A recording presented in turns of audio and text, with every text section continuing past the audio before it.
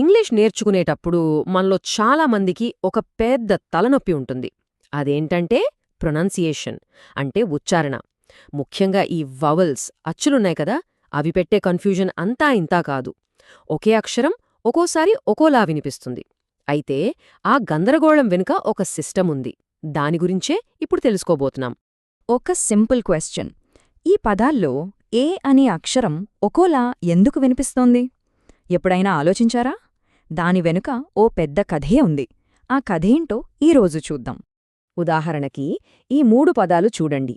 Cat, ఇక్కడ ఏ sound yeah. తర్వాత cake, ఇక్కడ ఏ. ఇక చివరిది కాల్, ఇక్కడ ఆ. చూసారా, ఒకే అక్షరం కానీ 3 రకాల సౌండ్స్. ఇదేదో అనుకోకుండా జరిగిపోలేదు. దీని వెనుక ఒక పద్ధతి ఉంది. ఆ రహస్యమేంటో తెలుసా?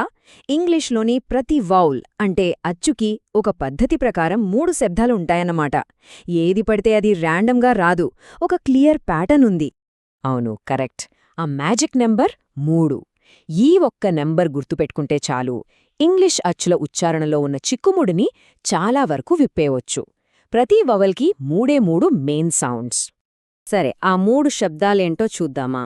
మొదటిది షార్ట్ సౌండ్ అంటే చిన్న శబ్దం. రెండోది లాంగ్ సౌండ్ అంటే దీర్ఘ శబ్దం. ఇక మూడోది దీన్నే మనం స్పెషల్ సౌండ్ లేదా డాటెడ్ సౌండ్ అని పిలుద్దాం. ఇది కొన్ని అక్షరాలతో కలిసినప్పుడు వస్తుంది. ఈ రూల్ ఏ, ఈ, ఐ, ఓ, యు ఈ 5 వావెల్స్కి వర్తిస్తుంది. ఈ సిస్టమ్ ఎలా పనిచేస్తుందో ఇంకా బాగా అర్థం చేసుకోవాలంటే మనం ఏ అనే వావెల్ని ఒక కేస్ స్టడీగా తీసుకుందాం. దాని 3 సౌండ్స్ ఏంటి, అవి ఎప్పుడెప్పుడొస్తాయో చూసేద్దాం.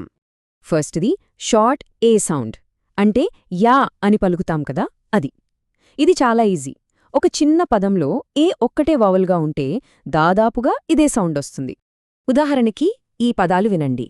Cat, bag, map, ant. వీటన్నిట్లో ఒకటే వావెలుంది, అది ఏ.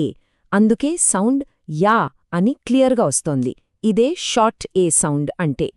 ఇక రెండో సౌండ్ లాంగ్ ఏ సౌండ్. ఇది చాలా ఇంట్రెస్టింగ్. ఇక్కడ వవల్ తన పేరు తానే చెప్పుకుంటుంది. అంటే ఆల్ఫబెట్లో మనం ఏని ఎలా పలుకుతామో ఏ అని, ఇక్కడ కూడా అదే సౌండ్ వస్తుందన్నమాట. ఉదాహరణకు రెయిన్, ప్లే, కేక్. ఈ పదాల్లో ఏ సౌండ్ ఏ అని వినిపిస్తోంది కదా, అంటే తన పేరు తానే పలుకుతోంది. సాధారణంగా ఏఐ, ఏవై లేదా ఏ తర్వాతొక కాన్సొనెంట్ ఉండి చివర ఈ వచ్చినప్పుడు ఇలాంటి ప్యాటర్న్స్లో ఈ లాంగ్ సౌండ్ వస్తుంది. ఫైనల్గా మూడోది స్పెషల్ ఏ సౌండ్. ఇది ఆ అని వినిపిస్తుంది.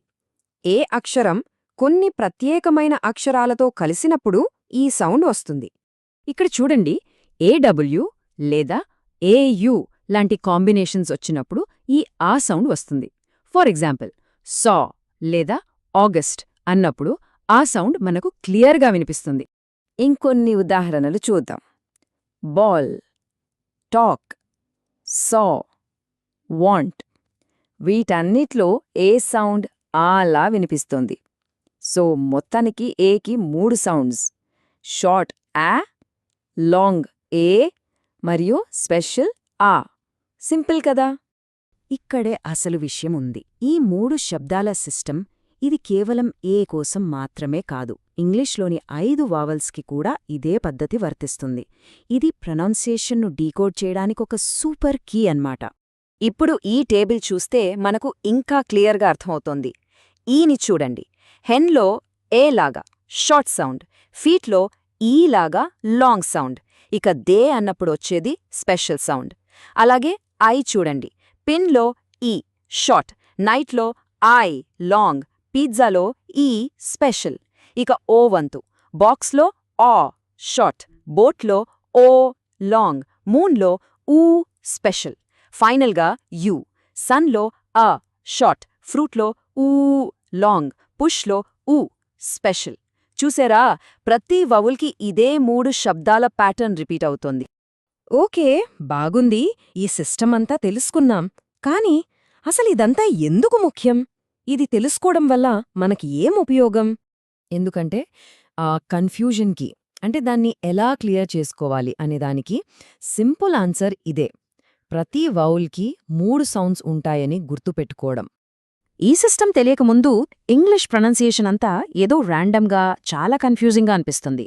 కానీ ఈ సిస్టమ్ తెలిసాక అంతా ఒక పద్ధతి ప్రకారం మనం ఊహించగలిగేలా మారుతుంది. అందుకే ఇది కేవలం ఒక రూల్ కాదు, ఇదొక టూల్, ఒక ఆయుధం లాంటిది. కొత్త పదాలు ఎదురైనప్పుడు వాటిని ఎలా పలకాలో చాలా కాన్ఫిడెంట్గా డీకోడ్ చేయడానికి ఇది మనకు హెల్ప్ చేస్తుంది. ఒక్కసారి ఆలోచించండి, ఇప్పుడు మనం వవల్స్ వెనుకున్న ఈ సీక్రెట్ సిస్టమ్ని చూశాం కదా, మరి ఇంగ్లీష్లోని మిగతా కష్టమైన రూల్స్ వెనక కూడా ఇలాంటివేమైనా దాగున్నాయేమో?